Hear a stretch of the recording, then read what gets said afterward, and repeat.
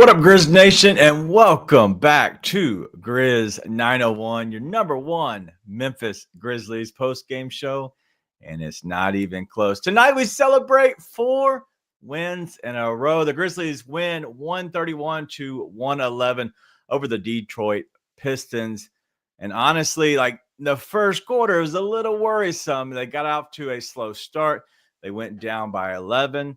That number, if you're looking at it, in the sports books, it dropped down to 2.5 if you're just interested in that kind of stuff.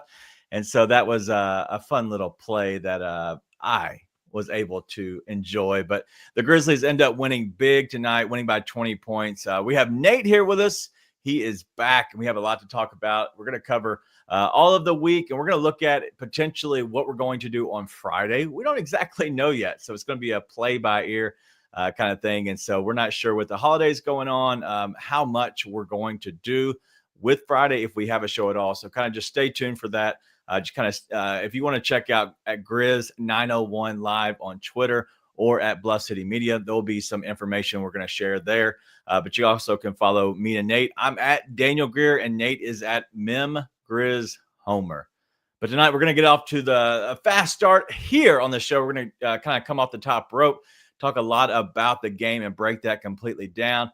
And then midway through the show, I have a really, really good Grizz trivia. King Meeks, shout out to you, buddy. We have our Grizz trivia tonight. Then we're going to have a look ahead to the Pelicans as we play Friday night. But that's all we got. Let's get to the show.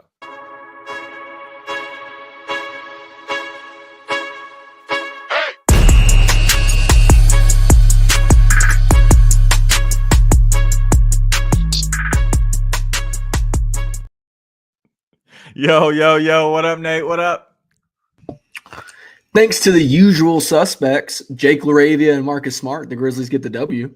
Yikes. What is going on in Grizz world? I'm not sure any of us know what exactly that is, but we're going to get through all of that. But it looks like King Meeks might be hand washing my minivan. 1, I don't own a minivan. 2, you can wash my truck anytime you want to.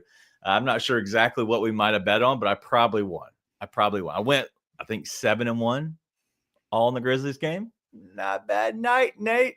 But let's get into the game. The Grizzlies, we definitely want to get into all of that. The Grizzlies win 131-111. We're going to get into the chat. If you're just joining us and you're watching on Twitter, please step over and join us here as we are on Bluff City Media on YouTube. The chat is always popping. The OGs are here. There's a lot of people that we have never seen before that always come through. And so you can honestly just kind of wipe your feet, as we always say, hit the like button and join us throughout the show. But Nate, there's a lot of good people. We have the poll going with the Grizz 901 player of the game, but off the top rope, your thoughts? Just wipe your feet. Don't wipe anything else on the door, please. But you remember how like a week or so ago, you're like, man, Marcus Smart just isn't a fit for this team. Shame on you. That was definitely just you. That was definitely just Daniel. What are you eating over there? Like you got a bonbon in your mouth? My entire home is sick. So cough drops will get me through this, baby. But yeah, shame on you for doubting Marcus Smart. I just don't know what you were thinking. That Marcus Smart can fit on any team, by the way. Dude, Marcus Smart was like, yeah, I promise you it was food poisoning. I feel so much better now. Sure it was. Listen, I don't care what it was that kept him out for that long. Welcome back. Welcome back. That was unbelievable. Yeah, Marcus Smart played very well tonight. It was a dong kind of a night that Marcus Smart gave us. But it was a game where he honestly went 7 of 11, I believe it was. I'm trying to get to the stat line real quick. 7 of 11 overall from the 3-point line, 8 of 12. So he only shot 1 2-pointer the entire game. 25 points, 4 rebounds, 5 assists. Like just an incredible game out of him. And it was, in your opinion, was it him that flipped because the Grizzlies were down by 11 at some point during that first quarter? And they kind of rallied back on the back of him. The Pistons called a late timeout in that first quarter. And then the Grizzlies from that point on just ran away with it. Was it Marcus Smart that kind of led that and got the spark started? Correct. Okay. Now, the Grizzlies were going to flip that game one way or the other. That was going to happen. But Smart was the reason it flipped when it did. I mean, dude was unbelievable tonight. Right. He was doing it on both ends. Crazy energy. I'm not going to get to the Debbie Downer. I see Art's comment. I don't disagree with it, but I'm not going to get into it. We're going to just be positive about it tonight because it was awesome. I mean, he flipped the game. Now, you also had a bunch of other guys step up. Yeah. Pippen played awesome again. He continues to amaze. LaRavia continues to just be great. Right. I mean, not great, like superstar great, but for what he is in this team, like he is playing phenomenal basketball. 100%. People are going to have to earn their minutes when they come back, which is not what we expected when the year started. Playing super, super well. And I'm going to tell you, dude, it's not what I would have expected myself to be saying. Luke Kennard is doing a lot besides shooting the ball right now. Wow. He is, man. He's defending well. He's going to Yes, dude. They have him defending a Thompson twin. Think about that. He's defending Oscar Thompson, and he's Luke Kennard. The athleticism gap is astounding. It's like between me and my 5-month-old. And he's in there holding his own. I mean, he's engaged on the defensive end. He is not always shooting the ball well, but you don't notice it as much because he's doing everything else. He's facilitating on offense. He's rebounding well. He's always in the mix on rebounds. He gets a lot of tap outs to start breaks. Yeah. Playing really, really well. And there's a lot of guys. I see BC comment there from Heaven's Healthy. BC starting to look like himself again. I'm kind of convinced BC's not going to have that bounce ever again that he had. He is still finding ways to contribute and playing really, really well. So, a bunch of good stuff when your two best players on the team tonight both didn't really have it. Yeah, it didn't look good for those guys. But before we get into the negative, before we break everybody else down, I want to start doing this at the top of the show. I think it only makes sense. So let's go ahead and get to the Grizz #1 player of the game.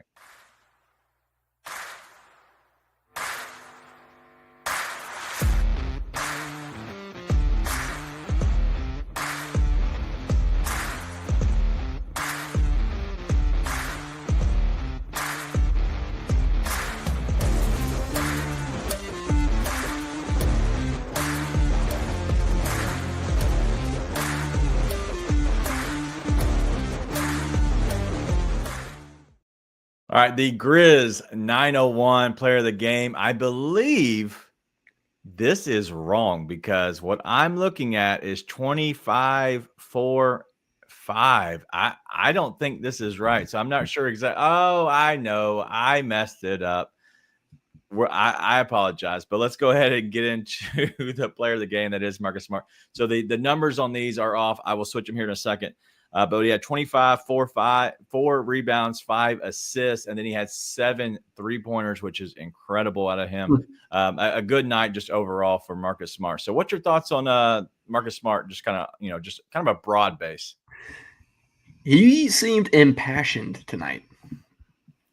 That's a big word, so I'm gonna explain to you what it means. Yeah, I don't know that one. You got to give me that one. It means he was fired up, and he wanted that tonight.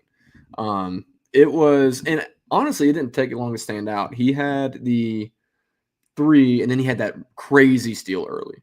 You remember the crazy steal? He dished it to maybe Jake, who got the bucket. I can't remember who got the bucket. But he got up and he started yelling, and I was like, we haven't seen that from him, at least this year. I don't remember it last year either, but not that we got to see much of anybody last year. But he was fired up about it, and that looked different. It looked like there's a different switch flipped in Marcus tonight. He's sitting there and he's getting into it with Ron. I think it was Ron Holland, who's all over him, actually playing really good defense. But he nails it in his eye, and he's all talking to him. It just seemed like he was a different animal tonight. Yeah. What's that Kobe thing? Are you the same beast but a different animal? Is that how it goes? But it's just a different Marcus tonight. Hopefully it keeps going because I feel like that's what's been missing from him. I don't think no matter how impassioned he is, he's going to shoot like that night in and night out. I think he more than doubled the amount of threes he had the entire season tonight. But if you have that switch flipped and he's that engaged and he's that fired up on both ends of the court, that changes a lot with how he plays, obviously. Right. So love to see it, man. It was awesome. He does the intangibles, and that's really what you have to have out of Marcus Smart. It's the reason they got him, and honestly, were able to bring him on this team and felt good about, even though they were a little bit smaller with him on, in the starting lineup, they felt good that because he does all those intangible things. He's not going to shoot like this on a normal basis. Like, we get that completely, but it's those intangible things where he can kind of flip the game. I want to get into a little bit more of that about potentially starting Marcus Smart, bring him off the bench, Marcus Smart, which makes more sense to you as we go down the road. But tonight, just played incredible. Played a style of basketball that when you're feeling like that, there's not much you can say wrong about it. But honestly, like any player that gets like that, you just kind of have to ride them because they are going to be so hot that anything they shoot is probably has a better chance of going in, no matter who the shooter is. And I know a lot of people are wanting to talk about Bane, and I get that completely. We have all show to get through all of these, but I want to go ahead and give Marcus Smart his flowers. Just as you said, he is a guy who has been in trade talks. He's been a guy that's kind of been talked about being out of shape. He looks a little older. Doesn't look like his head's in it. Just came off of food poisoning, maybe. But there's been some issues that have been surrounding Marcus Smart. So tonight, overall, a great game out of Marcus Smart. Just 25 points is huge, but 7 3-pointers is just astronomical out of a guy that you're bringing off the bench, let alone a vet on this team. But then adding in 4 rebounds and 5 assists. So go ahead and vote in the chat here on YouTube. If it is Marcus Smart, go ahead and vote for him. But if you think it's somebody else, I put in Yuki Kamor just for fun. But if you like anybody else, go ahead and vote for them as well. So we'll have that going throughout the show. Kind of want to see what everybody's thinking. We'll have these polls going throughout the show. But let's go ahead and transition back to breaking down a lot of this game just overall. And your thoughts on Desmond Bane, because obviously that's kind of where we're at right now. People are wanting to discuss that. People are wanting to kind of break that down. And so let's go to the negative first, because obviously Bane doesn't look like himself. Bane doesn't look like the Desmond Bane that just got $200 whatever million. Like, he doesn't look like that guy. So your thoughts on Des? Does he look hurt? Should they set him for a game to give him a break? Like, any thoughts on him? It's first off, there's one other positive I want to get to, but we'll get there in a minute. With Des, it's weird because he doesn't look hurt. It's maybe he's not quite as explosive, but he doesn't look off. He just is missing shots he doesn't miss, Right. I think part of that is going to be, we might have underestimated a little bit how hard it was going to be for Des to reintegrate into an offense where the ball's not in his hands all the time. Yeah. Which is, in theory, a better fit for him, right? Yeah. I mean, he does want the ball in his hands, but he's kind of good, like, get the ball quick to the rim because someone overcommits on a closeout or gets the ball, puts a shot up. He can create, but it's probably better for him to be a secondary creator than a primary creator in any offense. But last year he had the ball in his hands all the time when he was starting to go off, and he was constantly getting the shots off, and he was constantly the guy having to carry the team. I think he's trying to figure it out a little bit, and I think you see that in his turnovers. He's had a lot of turnovers this year that are kind of just like, man, what are you doing? Yeah. You're throwing it the same, or to nobody, right? It's like you're just trying to do something, like make the extra play when it's like the other play's right in front of you. He's just trying to figure it out, I think. So I'm sure he is still a little bit hurt. You and I talked about this. Obliques are weird. They almost never go away in season completely. I think that's going to be okay. He's just got to kind of figure out the fit again. And I think you can go off the Sixers game for that. Des played awesome in that game, right? Like, looked like Desmond Bane of old. That's there. The injuries definitely, in my opinion, bothering him a little bit, but I don't think it's the whole story. I think it's a minimal part of the story, although it's definitely has an impact. The oblique thing is definitely, it could be there, but in my opinion, like, I don't think it's oblique, because if it is the oblique, I think that he would be sitting, in my opinion. I I don't think you try to play through an oblique. That's an injury that honestly you could mess it up even worse. And that's what it worries me. It doesn't have to hurt to impact you. Like, it doesn't have to be something that's sitting to hurt and impact you. That is a muscle that affects your entire rest of your core, and that in turn affects the entire rest of your body.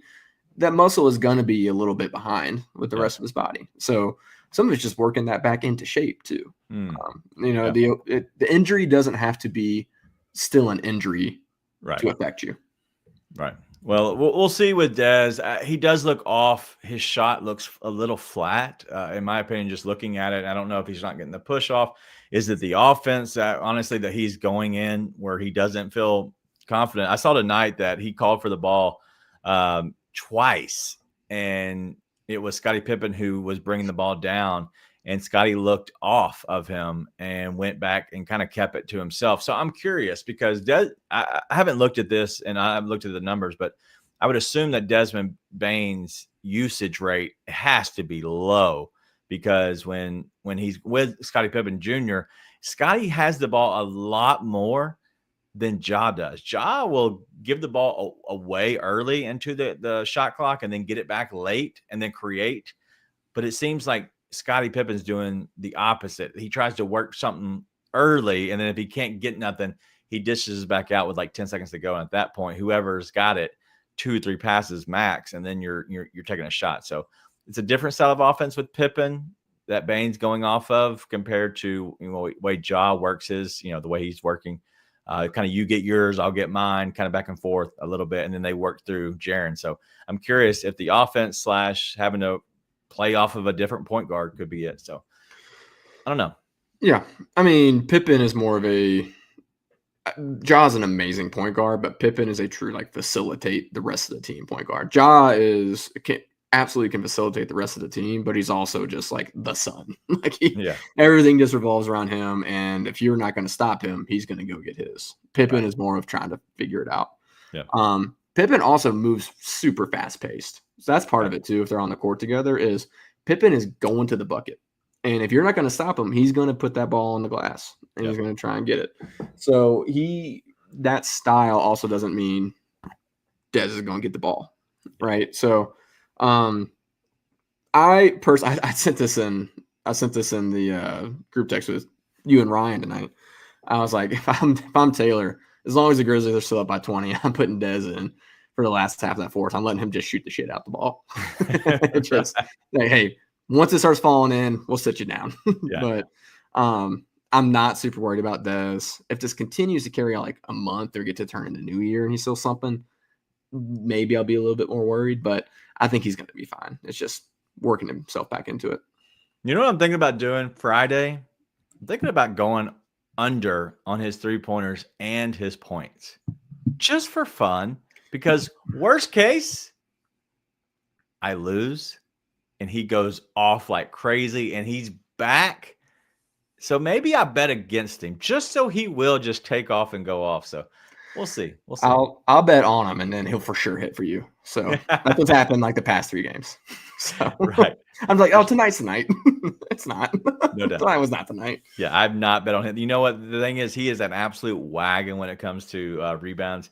Because I've bet on him for over 5.5 rebounds. I believe almost every game, the last 10 or 15 games, he is a wagon. By the way, Prize Picks, go F yourself. I can't say that. I can. I cannot. Prize Picks did this thing where they now started putting in super small letters, and they're going to say, because it has to fit, defensive rebounds or offensive rebounds instead of just total rebounds. So I almost bet a bunch of stuff tonight that was purely offensive rebounds, thinking it was just rebounds. And I didn't end up betting any of them, but I was going to bet Dez rebounds, but all they had in there was defensive rebounds. And I'm like, okay, well, I trust him to get to this number, but not if I have to specifically be defensive or offensive. So get it together, Prize Picks. Do better. I will not talk bad about them. Can't tell you why. But LOL, nope. Jones says, do it, Daniel. Listen, I am down to go ahead and go against it. But all right, no fouls.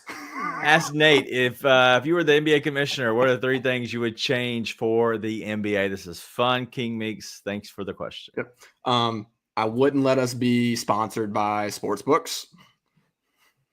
Number one, I'd find new sponsors. Probably wouldn't let us let their TV networks televise our games either. I'm not sure. There might be a conflict of interest there. I don't know. Maybe that's just me. In all seriousness, one thing is all the foul baiting. I would just find ways to get rules out of there. Like if an offensive player does I'm driving to the paint and then I stop and jump backwards. Okay. That's not That's not ball. You actually get ejected and suspended for a week. That's going to be the main thing. Number 2, no 3 seconds. Let Zach Edey stand in the paint. No, really, it's the only one I got. The fouling rules. In all seriousness, that's the one thing I would absolutely change. I can't stand the foul baiting. I hate what it does to the game. And it was really good players, right? We talked about this with Embiid. Like he's an amazing player, and I hate watching him play. No doubt. No, I agree. And that's kind of what I hate the whole stopping thing. And I know they did the flopping rule, right, where they're trying to get that removed. But I've been kind of torn on this because I don't care, and honestly, I enjoy it more. But the sponsorships from the sports books, okay, everybody was losing their minds that now the Grizzlies, it's the FanDuel Sports Network, right? Sponsored by FanDuel. I don't know if anybody knows this. Bally's, that's a casino and a sports book too. Like, what are we doing? Bally's has been here for so long, and nobody cared about that. It's because FanDuel is known to be mainly just a sports book. It is what it is. I know more than I should know about the intricacies of the sports book and how they actually coexist with the NBA teams or any of the teams in general. But in my opinion, it matters nothing. These players have no idea. They have to stay so far away from it because they are tracked. Anything that has to do with them, they literally will get suspended for years if for some reason they were. Just look at Michael Porter Jr.'s brother. Jonte. Jonte Porter is just gone forever. So anyway, I don't want to get into that. That's not the tangent I want to go on. But good question, Nate. Not Nate, but good question, King Meeks, to Nate there. But Matsgate News says that get rid of conferences yesterday. I agree. I wish it was a full NBA. We talked about that. So let's ask you. Me and Ryan talked about that. So in my opinion, okay, you have the top 32 teams, right? So so 32 teams. You would have, I guess, 16 total. 1 through 16 is what you're fighting to be. Okay, that's what it would be realistically. Yeah, I guess because you have 8. So let's go. You do have the play in, so it'd be 20 total.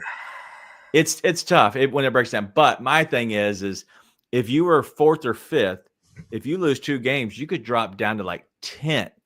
That's a bigger swing because once you get all these teams together, a couple games would matter a lot of positions. That's what would make it more fun to me is the jockeying throughout the season. Because right now, you only have, let's say 10 teams total, but really it's, 8, ish that you're trying to get in there, the top 6. And so it's really not as much jockeying going on. I think if you brought it in to a full entire league, I think it'd be more fun. I'm not disagreeing with that part of this. I also think as much as we all love parity, it's fun to go into a season and anybody could win. Look at college football this year. Anybody could win it. That being said, it leads to, Art's saying here, it leads to rivalries that are a lot of fun. Think about, Lakers Celtics, which is clearly before my time because neither one of them has been consistently good at the same time for that to matter now. But you even think about, Bulls Pistons. You think about. But what changes? What changes is these teams don't meet in the finals. They don't meet in the conference finals, right? They're going to knock each other out earlier. And it's it doesn't mean as much when you're playing the guy who's the best team in the East anymore. That doesn't matter as much. I think you have rivalries and you have traditions that get made with things like conferences. Same thing as let's say you did that for all of college football. Look at it this way. SEC doesn't have an East and a West this year. Right. It feels different, right? It doesn't feel the same, even though in theory it's you still have Georgia and Alabama and you still have LSU and Alabama and all this. It's all that should be the same, but it doesn't feel the same. Right. And so I think that you lose something. Now, generation past that, it doesn't matter anymore, right? Yeah. But I think stuff like that does matter. I think that they should make it more geographical. I don't think there's any reason the Grizzlies should be in the Western Conference. I think they should give Seattle a team, by the way. That's one of my biggest things I should have said is my changes in the NBA. Yeah. But I do think there's traditions and rivalries that you would lose if you got rid of the conferences. I wouldn't want to lose that. Okay. Well, listen, like everybody has their, own opinions for different reasons. I think that it would, honestly, I think it'd help it in my opinion, because you could create new rivalries because you're playing everybody 4 different times, right? Instead of playing the same people, on a consistent basis, right? You right now play everybody at least once, or maybe I think it once. You then play everybody twice to maybe 3 times, and so it would work itself out. I don't know the travel, and I don't know how that all works because it's the same similar way that the NFL does it. And so I'm curious. I'm always down with trying new things just to see if it works, to see if it actually would make sense. But either way, if it doesn't make sense, I get it. But I don't know. But Wayno says, you want a rivalry? Trade a guy. Nothing like being salty former player, aka Dylan Brooks. Oh for 11 tonight. God, that guy sucks. They still won. Mattskate News says he wants an expansion team in Mississippi. I don't know if Mississippi is the hotbed for basketball like it is football. And so, Matt, I don't know if that's ever happening, but you never know. Brian says the bottom 4 teams get regulated to the G League and top G League teams get promoted to the NBA. The only issue with that is they're owned by the teams already. So let's say the Hustle are good enough. You have 2 teams by Memphis that Memphis controls.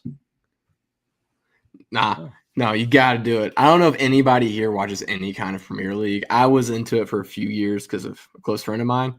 Brother, rooting for your team to win a championship's amazing. There is nothing like the just pure toxic adrenaline rush that comes from cheering for a team to just not get kicked out of the league. Like when you have a dumpster fire of a team, you're like, hey, man, just finish bottom 4, not bottom 3. It's like a total rush, man. I'm telling you. I was rooting for Newcastle for a bunch of years, and they're always like right there at the bottom of the table. It was awesome. What a rush. Yeah. What a rush. All right. Anything else on this game? I know we talked about it a little bit. We can kind of keep talking about it as we go throughout the night, but I think we want to go ahead and kind of move on a little bit. But what do you have? I know we'll talk about Jake a little bit later. We'll talk about some other guys, but anything else that you're kind of hitting on or interested to talk about? Nothing. It's exciting to see a lot of these guys like BC continue to play well. Santi, even on a night where he wasn't amazing, played well. Just a lot of good stuff. There's a team they should have beat tonight. And they took care of business. You'd like to see it. Absolutely. Well, the Grizzlies ended up winning 131-111 and took care of the Pistons. But I have a really good Grizz trivia question, so let's go ahead and get to it.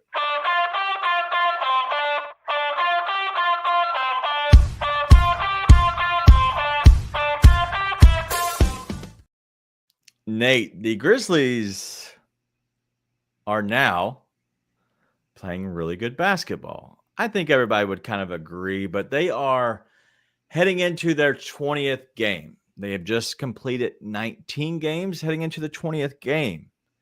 Nate, I want to know, and I want everybody else, if you have any answers to this. In what season of all the Grizzlies, let me just give you a spoiler alert, it has nothing to do with Vancouver on this one. But in the first 20 games, what season did the Grizzlies get off to the best start in the first 20 games? This is a very tough one, but very interesting as I explain it in more depth after you give me your answer. I got no idea, man. So the Grizzlies currently, if it gives you a little bit of help, they are tied for, well, I guess they would be the third best, right?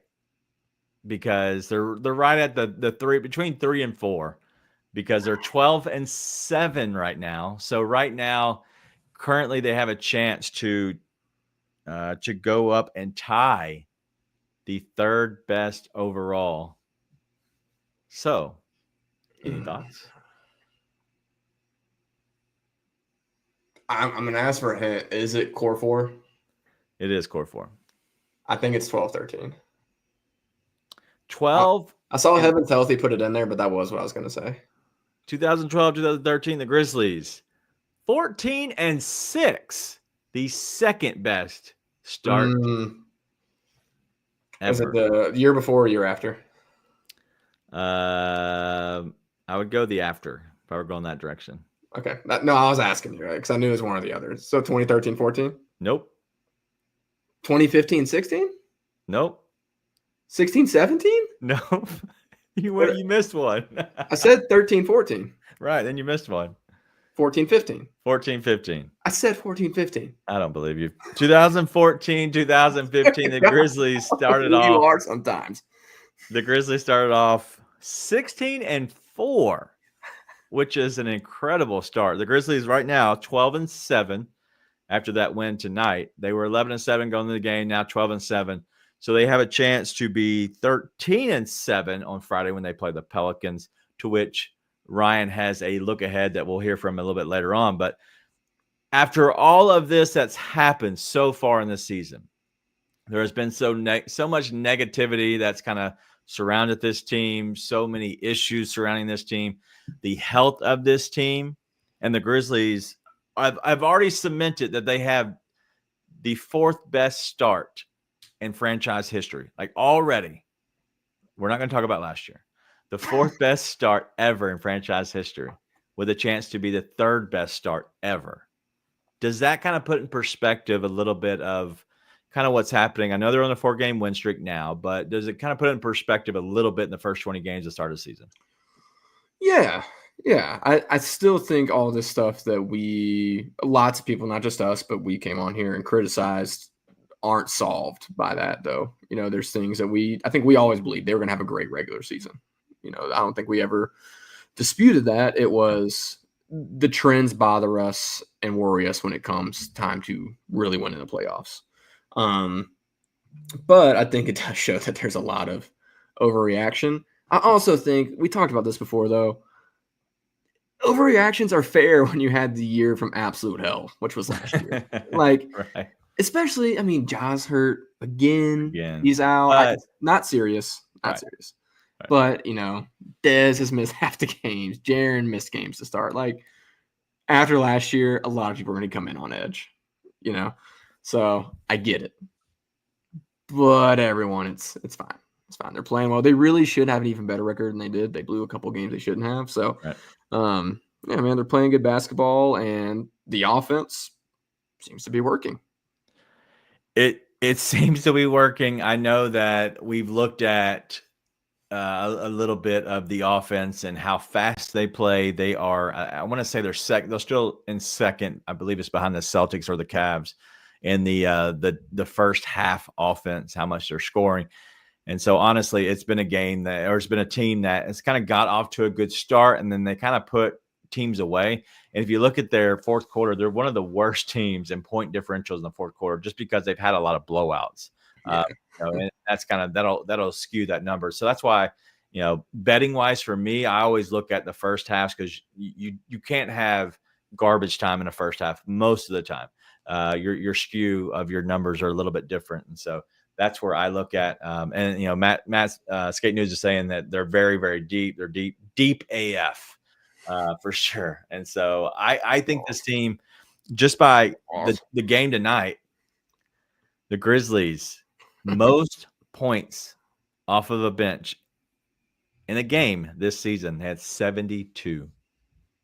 Incredible bench huge point number. That's what a lot of teams want to score, you know, just by their starters, and then they get the rest from the bench. And so right. It's incredible what they're doing right now, and so I know that we haven't heard as much of the negativity, which is usually how it happens. But you know, I'm just curious. But so I haven't read through this stat that Drew put up here, but Drew says, you know, regardless of win or loss, average point differential of 14.6 points. This team refuses to play close games, which is why that fourth quarter number is skewed so much. Well, and then they also let teams come back from like 20-point deficits in the fourth quarter a lot so far. So right. Do you know who has the largest point differential in the league? Is it bad for them or good for them? Do you know? You can tell me whether or not who has the best, but also what the Grizzlies are ranked in their point differential. Which are the other? I'm gonna throw out a weird team. Boston or Cleveland? No. So Dallas? Cleveland is second, Boston's third. It's the Thunder. The Thunder's first. They have 11 that seemed like an easy answer. I thought it'd be someone obscure. I was thinking Dallas maybe. Fourth, Houston. I guess Cavs are not obscure either. Fourth is Houston, 8.5. Yeah. And so Thunder, Cavs, and Boston all have double-digit point differential. Houston has an 8.5. Memphis has an 8.3. So that's above Golden State, which the Grizzlies are, behind in the rankings, just in the standings so far. But right now, the Grizzlies are, they're third in the West, and so fine in the West. So now they're above Golden State because they played 2 more games. But the only issue with that is Golden State. If they win one of those 2, then they'll be over the Grizzlies. So it's a good time for the Grizzlies to kind of be rolling all cylinders. And I don't know who wrote that. I think it was Ryan wrote that on Twitter. I'm not sure how many cylinders they have, but they're hitting on all of them tonight, which is funny. But all right, let's get away from Grizz trivia a little bit. And before we do the look ahead, I don't want to go there just yet. But before we go there, let's talk about Jake LaRavia because he has been playing well. And look at Erwin John. That's a lot of effort. Joving. Listen, that's a lot. That's a lot of emojis. Big fan. A lot of effort. I appreciate it. Yeah, no doubt. But just as Black Ninja DJ saying is, it's still crazy that we don't have GG Vince and Edie right now, let alone Ja, who should be back for Friday night. So it's crazy. So I'm curious, what's your thoughts on Jake LaRavia, how he's playing right now, and a little bit of doing everything? I'm somewhat dumbfounded. I mean, there's just like the part of me that I know I've seen a lot of people saying like, man, it was stupid not to pick up Jake's option. It was dumb. I was like, no, it wasn't. I was like, he looked like he had no business being on the roster. We were praying for a way to be able to move him for any kind of assets last year. Yeah. And that doesn't take away from what he's doing this year. So let's be honest. Last year, it was like, dude, you got to find a way to get this guy moved. He played well at the end of last year, but we're all like, it's a flash in the pan. Right? Dude, he's done it for the entire season. Right. I don't know what you want. Like, he looks like an NBA rotation player. If we didn't have such a logjam at wing, I would be like, yeah, dude, like, extend him. Absolutely. Right. What are we talking about? What we would always ask for any player is show us you can do it on a real NBA level and show us you can do it consistently. And through what? Let me take a look.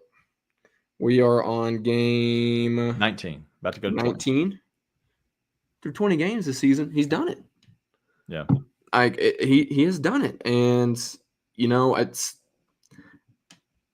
it's tough because you have guys like Vince and you have guys like Gigi that haven't played well. You had guys like Wells, who is clearly going to play himself into a really nice second contract unless things go crazy terrible. But you look at it like, man, what are you going to do? Just give his minutes to somebody who happens to be healthy? Like, minutes have to be earned. Yeah. There's no denying that his ceiling is lower than Gigi's and Vince's and Wells and, like all these guys. But at the end of the day, we would trade potential for production 10 times out of 10 for a team that wants to contend. And so these other guys don't come back and like really earn their minutes and play well with them. I don't know how you take the guy off the court. Yeah. And that's the issue is like, just like Drew was saying here, you're talking about, possibly Jake being in that 10 to 12 because he's going to play ahead of, I would assume GG maybe when he gets, I don't know, maybe not because GG coming back, maybe he slides behind him, but you won't see Huff anymore at that point, I would assume. I think that I don't know if you get into the BC range because BC's played fine. He's shown his flashes. I'm just curious who he steps in front of because Jalen Wells has played well. He's obviously stepped into the, being into the lineup, the starting lineup. And so I don't know where Jake fits once everybody gets back. But here's the thing, man. Like, we think Gigi is going to be awesome when he gets back.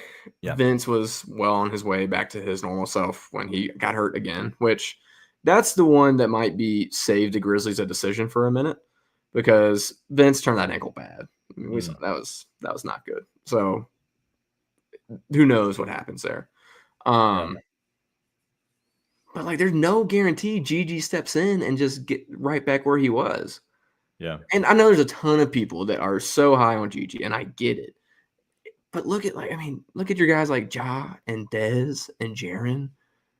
Let's not mention like Kevin Durant. Like everybody has trouble coming back from injury. So it's not hating on Gigi to say this. But Gigi also did it with a team last year that was not playing well as a whole, was not competing for anything. So that's an adjustment for him as well, just from a pure mental standpoint. Yeah. There's a lot of wild cards out there. And if you're a team like the Grizzlies who is not looking to develop, all right, if you continue to develop, that's awesome. That's the issue. Yeah. Right? But there's ways to develop guys. You see guys all the time that like guys aren't playing, they come back the next year and all of a sudden they're like the third best player on the team.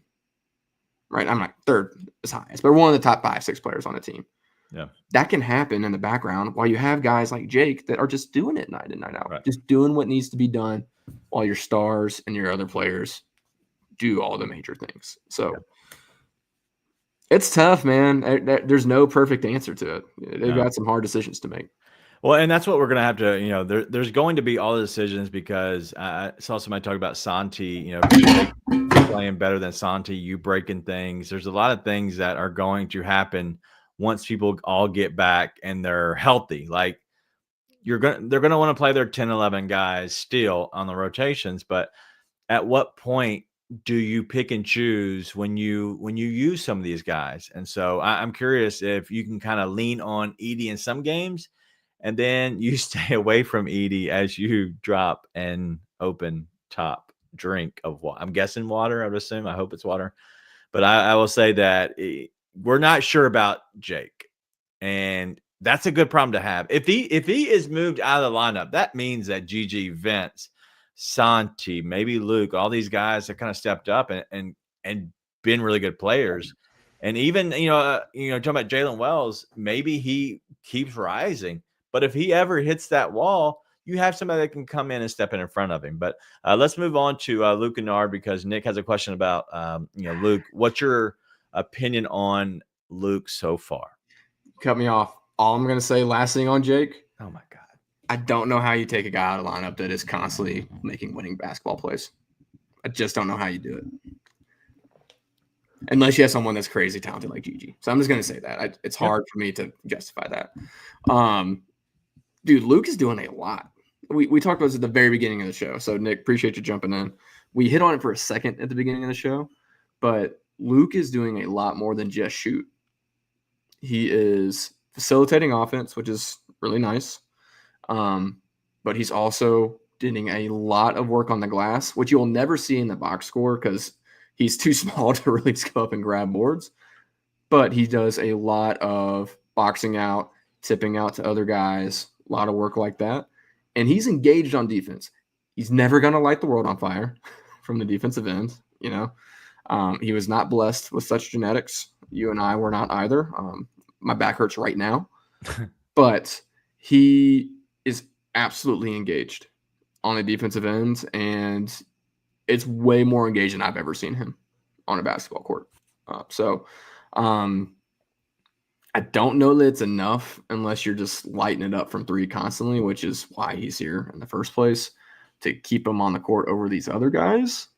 But it's making it where it's the same thing. Like, hey, if Luke's going to play defense and if Luke's not going to be a negative if he's not making shots, then put him out there because then it spaces the entire floor. Someone has to be attached to his hip all the time. So Shots aren't falling all the time, but he is doing a lot more than just shoot this year, which is a advancement in his game.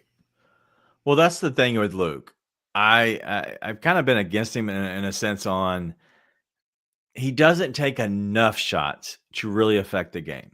I don't care if he comes in there and goes 2 for 2 in his 20 minutes. That's he doesn't. I know you're talking about getting box outs and all that, and that all sounds good. If you look at the stat line, literally had 4 points, no rebounds and assist, and then no turnovers. He had a steal, like no blocks. Like he's fine. He's a luxury item if you want to tap him and say, hey, let's run him in there, let him pull up and shoot a couple times, see if he gets hot and go. The problem is with Luke, if he does go in there and hit a couple, they're going to overplay on him, which is what you want, right, out of your offense. But then he's going to not shoot after about a few minutes. After he doesn't shoot, he's not going to shoot again. And at that point, he's just gone. So you're really putting him in there. Does he get a couple? Does he steal a couple 3-pointers? And then if not, let's go away from him. I just don't see the creativity in this game that really fits this team. I just don't. Not if Jalen Wells can shoot. Not if Jake LaRavia can shoot. He's on a 1-year deal. In my opinion, you're deep enough that he's a guy that you shop. And if you can shop and get somebody to maybe consolidate, the issue is he would have to be paired with somebody else. And I think a lot of people would want shooting. You have to bring somebody back that is good enough to crack the rotation. And that is the answer to that is, can you bring somebody back? And I don't know if somebody is out there that you can get, maybe a Luke Kennard or maybe it's a Jake LaRavia. Maybe it's pairing him with Marcus Smart. Can you do all that and bring back somebody that'll be in your top 8? That's the issue. I've heard rumors, and I know Matt Skate News is saying Cam Johnson. I've heard Brandon Ingram talks. There's a lot of stuff that's surrounding this team. This is whatever. They are calling other teams right now. 100%. I know that for a fact. They are the ones making the phone calls. I won't say who. I won't say the information, but I will say they're the ones reaching out to people about our players and seeing what they can get. So they're testing the water. So the phones have been working. I'm just curious if they can bring back somebody that makes sense. And at that point, we'll see. You absolutely shop Kennard, but he is not a guy that you sell low, right? Like you're bringing back somebody of equal or higher value, right? Because the Grizzlies aren't in a spot where they're hurting. That's the biggest thing, right? And that's the thing that I think is way different from a couple years, the past couple years, I have to say. They're not sitting there like, oh, we super need anything. You're more so like, hey, we don't know who we want to play. We got too many guys. We need to consolidate, and we can try and find some kind of upgrade somewhere, like a piece to push us over the top. That's the only reason you're shopping him, and quite frankly, anybody at this point. Because worst case scenario, you got a bunch of good players that you're trying to figure out where to get them minutes. Man, if that's your scenario, somebody's hurting for players. Whether they're, hey, we just need young talent to develop, or we just need just a piece to shore us up at the end of our bench, shooting, whatever it may be. Grizzlies, like, we kind of got what we need. We just want something can really push us over the top, make us the favorites to go win this. And they're in a really, really good spot to do that. Yeah. So the one thing I will say with Luke, the reason it's really hard to do that is, yes, Jalen Wells is shooting well. LaRavia is shooting well. You got a bunch of that. Nobody feels the need to stay as attached to them as they do to Kennard. It just creates a different type of space. I agree. And that's the issue is he does kind of make everybody, and as Keith's saying, bring a little gravity, right? It gets pulled to him a little bit because they know if you leave him open, he's going to shoot. The problem is if you can kind of stay close to him, and that's what's understood. And I say that, and everybody says, well, he brings, he draws a defender to him. Yes, that does make sense. But because if you play up on him, he's not going to go by you. So if you play up on him, you take him out of the game. So in the end of the day, you're playing 4-on-4. Is that's what you're kind of doing on the defensive end if you're going against him. So you just can't lose him. As long as you don't lose him, you're fine. But is that big of a key to your team? Does he bring that much gravity to make you go 4-on-4? Does it matter that much? In my opinion, no, I don't think it does. But I want to know. So Ryan asked a question, and I see a Jordan Clarkson in here, and I've seen some other names. But Ryan wants to know, who is our PJ Washington type trade target? If people don't know, PJ Washington went to the Dallas Mavericks last year, went on their little run, and they were able to get him. He ended up being a rental, all right, in the season because where did PJ Washington end up going? I'm drawing a blank now. Dallas? But he left there after a year. I believe he left. Is he still there? Pretty sure he's still there. He might not be. No, I'm pretty sure he's still there. Let me take. I guess he's still there. Is that who they traded for in the offseason? Derek Jones left. If that's who you're thinking of. Derek Jones Jr. That's who I'm thinking of. All right, so they did make the trade and they kept PJ Washington, so he wasn't a rental. Yeah, I apologize on that. I'm an idiot. But who is the guy that is a player that you go get? Like, is there somebody? And I know people have all talked about Cam Johnson, and I get that. Brian says Kyle Kuzma. I am 100,000,000% against Kyle Kuzma on this team. I don't think he fits. I don't think I like the shooting. I think he's a good stats, bad player. And if we want to go look for somebody that's through and through going to be a solid player, I think you just go get Brian Cardinal. Rui Hachimura. We go get Rui. We just put him at the end of the bench so he can't play against us. Right. That's the new one. Dorian Finney-Smith is better here. No, I'm not he's not a good. No, well, you have Vince Williams already. I just can't do it. I can't do DFS talks anymore. Like, dude has like the reputation of a guy who knocks down threes only because he makes them against us. He shoots like 20% from three on the year, and he's not that great. Dude, I watched him miss so many wide open threes from Luka. I don't need to see it from Ja. I just, and I'm not trying to be a hater. I just can't do it. I can't do DFS stuff anymore. It drives me crazy. Such a hater. Drives me crazy. I'm trying to think of teams that are just ass and might kind of like OG from the Knicks. They're not trading OG. I've always liked Jeremy Grant. What do you think about Jeremy Grant? I've always been a fan. Too expensive. I don't think he fits this team. You know, let me go look at the contracts real quick because we're talking about the Trailblazers. Let me ask you this: Jeremy Grant, Brandon Ingram. I would take. I think I would take. I think Brandon Ingram fits this team better. I think Brandon Ingram fits this team like a glove. The issue is what are you giving up for a year rental on him, because he wants to get paid in the offseason. Jeremy Grant's making $29 million this year. I'm trying to go. Is he really? Yes. Oh, it goes up to 30 next year. How do I go? Like, why is this so small? Jeremy Grant's making $30 million. Yep. And then he has a player option, which the Grizzlies don't do player options. I don't know if you realize this about the Grizzlies contracts. They don't do player options. They do team options. They don't do player options. I am the captain now. They are the captains. Yeah, we are the captain. Hold on. I got to look at this. So I did not know Jeremy Grant was getting paid that. Yeah, he has a player option, 27-28 year, the season, $36 million. So that's obviously you're paying him 32, 34, 36 because he's gonna opt into that. 36 is a lot, no matter how much the contracts are going to go up. 36 is a lot. Never mind. Yeah, they're not doing that. All right, so Ryan brings this up. Jabari Smith. Sorry, wrong one. Jabari. Keep the comments going. It screws Daniel up. When the comments are moving so fast, I click something and then it just goes away. So Jabari Smith, he's obviously playing for the Rockets. The Rockets have had a good season, but he seems like he's kind of like fish out of water there because he doesn't fit what they're doing. But he's a good player. He just has bad, he's had decent numbers, but nothing crazy. Yeah. Thoughts on Jabari Smith?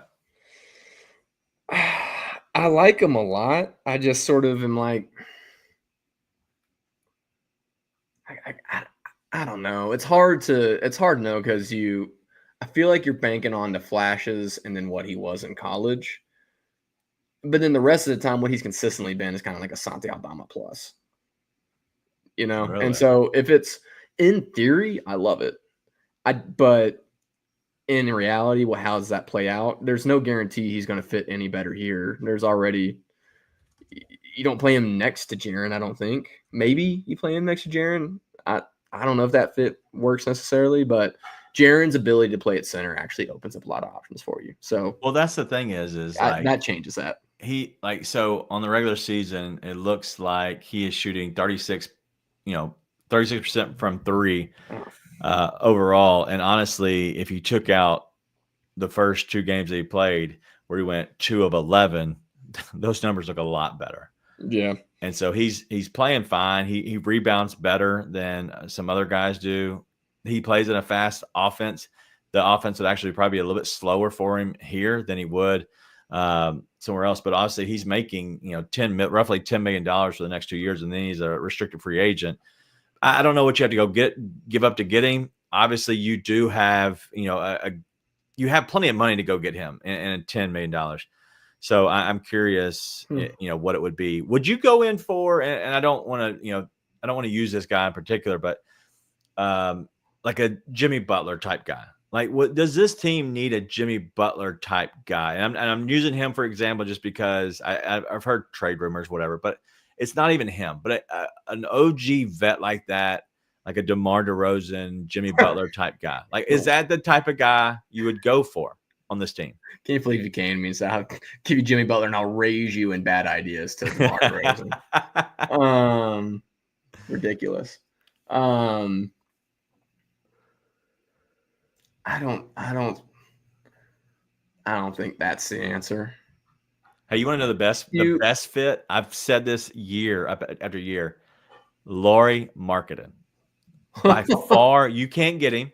He can't be traded this season, as Art saying. You cannot go get him. But you want to talk about a guy who would fit seamlessly. Yeah. You want to talk about a better Santi, dude. You're talking about Santi turns into Timu Santi, but Lauri Markkanen is an incredible fit. Yeah. Yeah. I love pipe dreams too.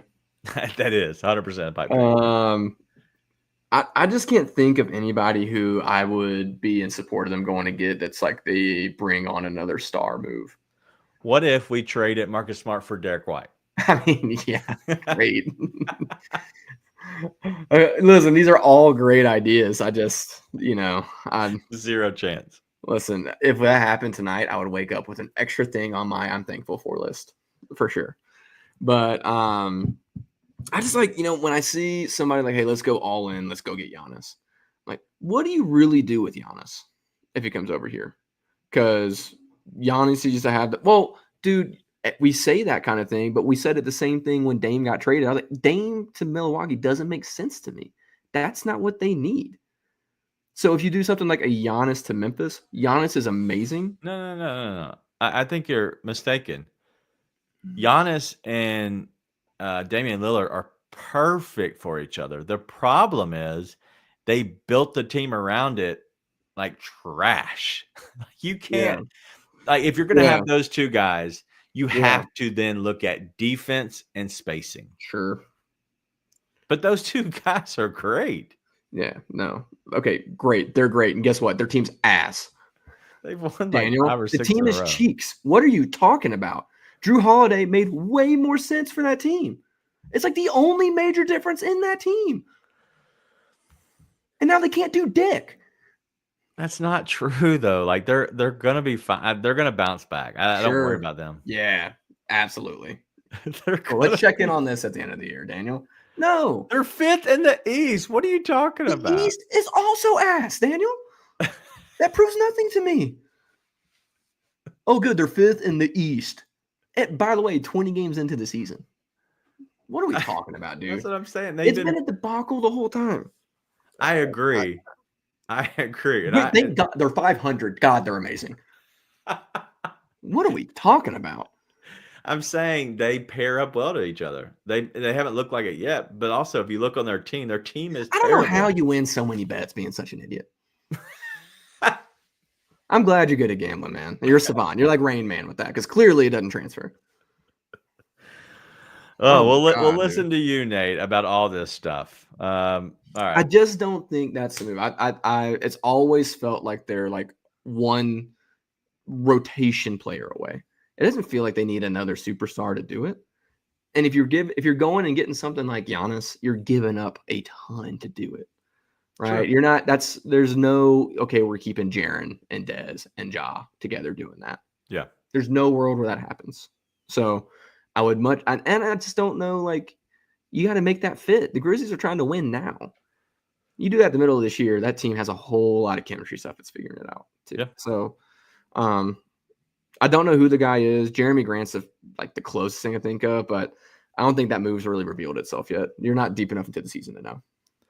No, I agree. And that's kind of what we're looking at here is who's going to step up. Do they need to make a move? And that's the thing is, like, you have all these guys that are about to come back. Like GG is close now. He's closing in on being, pretty close. He's probably less than a month away, I would assume, at this point. And so you're going to have GG come back, and then eventually you can, work in Vince as he's probably close. He's going to be before the trade deadline, right? So you're going to be able to work him back into it. Hopefully nobody else goes out. We've really, honestly, barely seen Ja. So it's going to be, we're going to have a lot of pieces that get back together and hopefully get healthy again. Call New York. You want Mitchell Robinson? Yes, I want Mitchell Robinson. Because I enjoy winning basketball games. Sue me. He's fine. But he's so injured that does it matter? Like, he'll get hurt. You don't have to rely on him to be your starting center, dude. You're doing fine without him. But it's nice to have an absolute monster in the paint. I don't know. I guess I think that's cool. People are out on Mitchell Robinson. My issue is size on this team. Clark isn't it. I'm sorry. Clark is not it. Edey isn't it. Well, he can't be it yet. He needs to come off the bench on a consistent basis. He can't be your starting center yet. He's also developed at a pace that's amazed me. He has gotten a lot better really quick. So there's no telling when that hits. Doesn't matter, dude. You're also playing with Jaren and Santi and whoever else out there. That works fine for you. If you have Mitchell Robinson holding down the paint, dude, come on. We've seen that work for John Morant. I don't know why. It's like, okay, if he gets hurt, okay, great. We have a lot of depth around him. We're still going to win basketball games.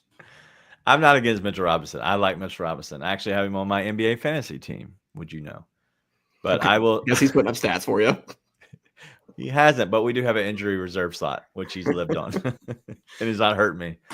But anyway, all right, let's kind of move us along. We're over our hour limit, but let's go ahead and do the look ahead with Ryan, and then we'll kind of look ahead to Friday night with the Pelicans. Might have a little bit of thankfulness. I haven't actually shared that with you, but we're going to have a little thankful segment at the very end. So probably going to be here another 5 or 10 minutes. So stay tuned. Here's the look ahead.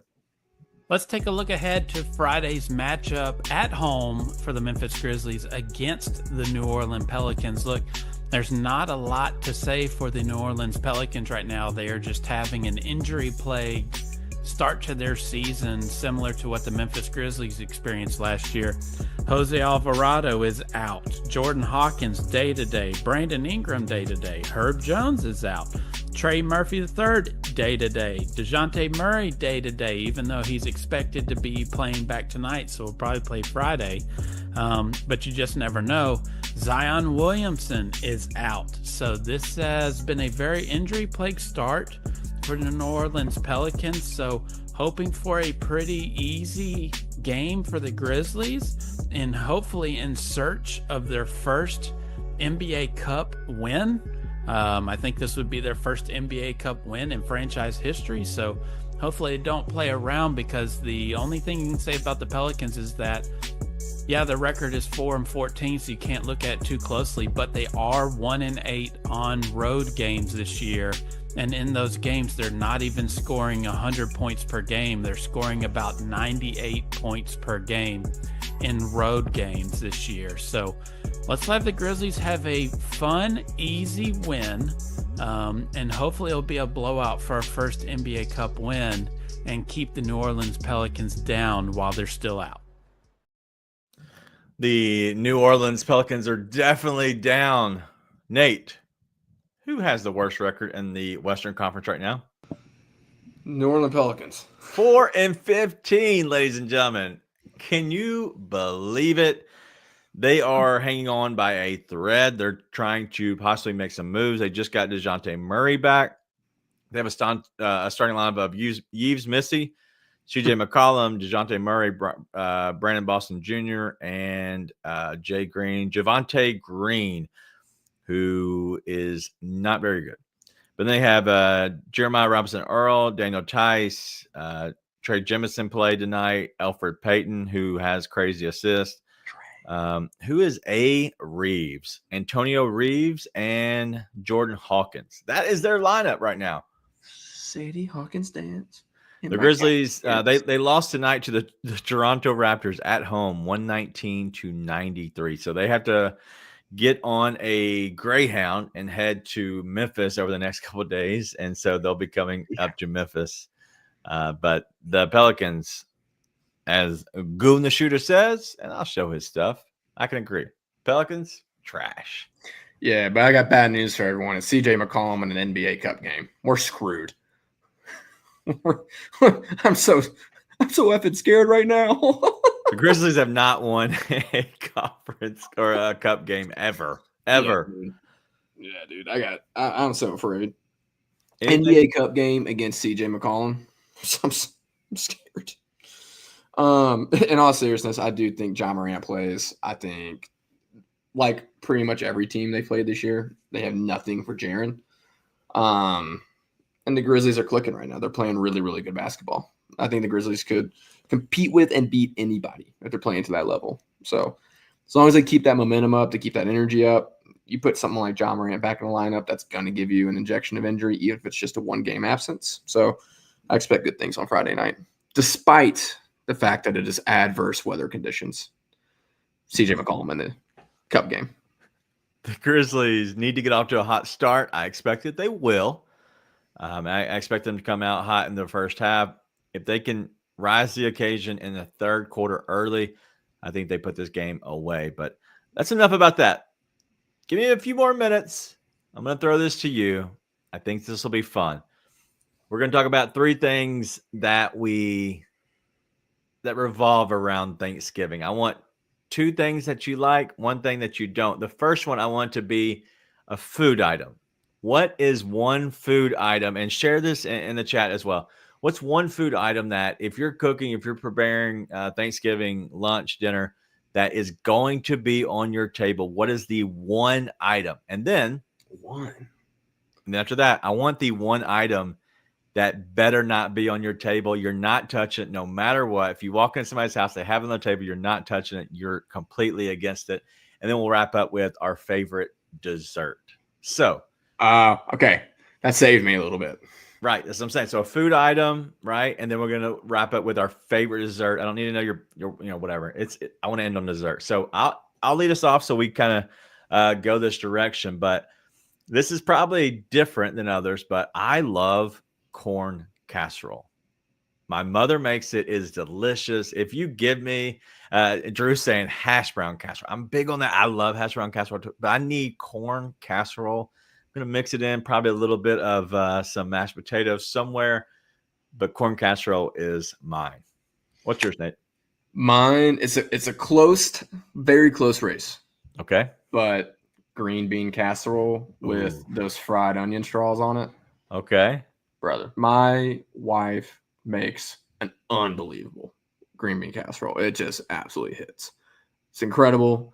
Every time I see it on the table, I do that little kid like. The only thing that is like neck and neck with it is that sweet potato casserole if it's got the marshmallows on top. Okay. It's right neck and neck. I'm a big like the savory, but you get the texture in there as well, or the sweet in the texture. So sucks to suck, Drew. Smooth Southpaw says corn souffle. I would assume it's similar to a corn casserole, but it's a souffle, so it's a different spin on it. Art says there's no Thanksgiving, but he's all about turkey and mashed potatoes. That's the Thanksgiving food. Yes, 100%. But yeah, Drew, definitely you can't have green bean. So there's different green bean casseroles. My wife makes one and it's really good, but some are the longer, like the real green beans are the ones that are cut depending on which way you go. So yeah, Are yours the long green beans, like the original, or are you talking about their cut ones? You mean the things that taste like dirt? No. I don't like those either, but my wife's family, they love the long, like green beans, like the uncut ones. Whatever. Anyway. All right. So this is perfect. Drew, me and you might be family. There is a difference in dressing and stuffing.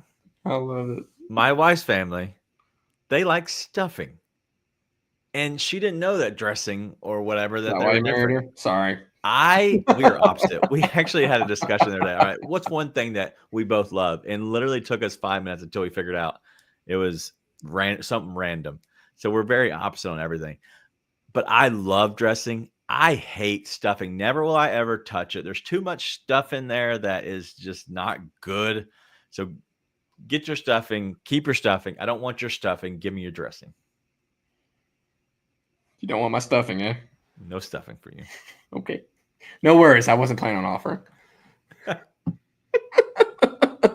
What's your one thing that you do not touch? Dude, Brussels sprouts. Get that out of my face, dog. Brussels sprouts are gross. I don't understand. I don't know why people like Brussels sprouts. Texture's off. Taste is dirt. It's weird. It's not as good for you as other foods. Like, what are we doing? If you got to like make it and put all the bacon in there to make it good, then it's probably Still not very ass, good. dude. You know how many things you put bacon on and it's good? Literally anything. Brussels sprouts are the only thing that could possibly still be bad. Right. I've had bacon ice cream that's good, man. Brussels sprouts still can't carry it. Wait. No. All right, let's wrap it up with our favorite dessert. Mine is for Thanksgiving, bar none. It is pumpkin pie. I love pumpkin pie, but with pumpkin pie, I don't know if this is me. I need it a little warmed up. If I can, even if I have to nuke it in the microwave for 10 seconds, just to give it a little bit of heat, a little bit of warmth. That way, when I put on all my my whipped cream or whatever I'm putting on there, it kind of just melts in there. That is my Thanksgiving dessert. Yes. I no argument here, brother. No argument. Here's one thing we're going to absolutely agree on. And I'm with you, man. Like it's all about that texture. You get that flaky crust on it. Like not that store-bought, like, oh, look, it's rubber. No, the flaky crust on that pumpkin pie. Maybe pair it with a nice little homemade Irish coffee. You make it Buena Vista style. It hit home. It hits home, man. I'm going straight to sleep with a big old smile on my face. I love that we got Art out here. He's just like, I love apple pie. I don't even know if that's a Thanksgiving food. Listen, apple pie fits any American holiday. Yeah, you're in America. If you come to America, whatever. You can go to McDonald's and get their little apple pie thing. It's probably still good. It used to be good when I was Thanksgiving. Yeah. But Drew likes pecan pie. Some people call it pecan pie. LOL. Nope. Jones. Sweet potato pie. Listen, I'm not big on the sweet potato pie. Yes, Art is from Brazil. So Art is currently living in Brazil. Yep. Banana pie. I don't, but I did go to where'd I go for my honeymoon? Anyway, they had the dirty banana. Dude, that was delicious. Yeah, it's not hard to sell me on anything banana, man. No. I'm with you. Kool-Aid pie if I'm feeling frisky. What? Is that like, I don't know. I had 7-Up cake really recently. 7-Up cake hits pretty good, but I wouldn't call that a Thanksgiving dessert. I don't know. Maybe we should start off with the dessert talk because it's just like blowing up. But we're so far. I held this to the very end. I didn't even talk to you about it. But anyway, shout out to everybody that's still here, always rocking with us. I don't think we're gonna have a show Friday unless it just seems like we're just both bored. You have stuff going on in family. I don't as much this year because my wife, she's still healing from her knee surgery. And so we're not traveling anywhere right now. And so it's really, we're staying home. But I don't think we have much going on, but I think that might be family time. So we'll stay tuned. As of right now, I've had to make a decision and say no, just because I want to kind of keep it together. But Key Minks. This is what the show, this is what the chat's what everybody is all about is he wants to wish everybody in the chat, happy Thanksgiving, but also, shout out to his distant cousins coming over for Christmas dinner. But listen, this is great. This is what we enjoy, just being family, being friends, kind of hanging out together. And so things like that makes it fun. So from us to y'all, kind of happy Thanksgiving. This is really what you enjoy, just kind of the chatting part of the show. We kind of just talk about our lives just in general and talk about stupid food stuff. But Nate, you have anything else to wrap up the show? No, listen, thankful for another season, a much more entertaining and fun season thus far. It's truly thankful for everyone that comes into the show. If the chat didn't exist, this is gonna sound like hyperbole. If the chat didn't exist, I don't think we'd be doing the show. No. Yeah, there's like no chance. It does feel like a true mini family, and that's honestly why we do it. I don't know if anyone thinks we're making the big bucks doing this. We're not. We just do this pretty much for fun, so we enjoy doing it. So everybody comes in here, like you matter. Like, for sure. You are a big reason, if not the main reason, that the show is still going. So appreciate you guys. Thankful for this. It's a blessing to come on here and do this night in and night out. No matter how much we want to yell at certain coaches or players. So it's fun. It is fun. But as Drew said it best, thank you for the chat. Unless you like stuffing. If you like stuffing, go yourself. Go Lions. One there pride. Is some big football on tomorrow. Hang out with your family, hang out with your friends. Art, I don't know what you're gonna do tomorrow, but do something fun. We'll all be celebrating getting fat over here in America. But that's all we got. There's a lot of football tomorrow. Make sure you go check it out. Honestly, it will be fun, but make sure you hang out with your family. Friday, don't expect us to be here. We might, for some random odd reason. If you see it go live, that means we got a wild hair. Something crazy happened, but more than likely we will not be here. But everybody have a great Thanksgiving. Everybody have a great rest of your week. A happy Black Friday for all of you that kind of go out there, or maybe go ahead and start buying everything now. But that's all we got. The Grizzlies win again, 131-111. But we will not be here for the rest of the week unless we do a surprise. But we'll see you all then. Be nice and tell your friends.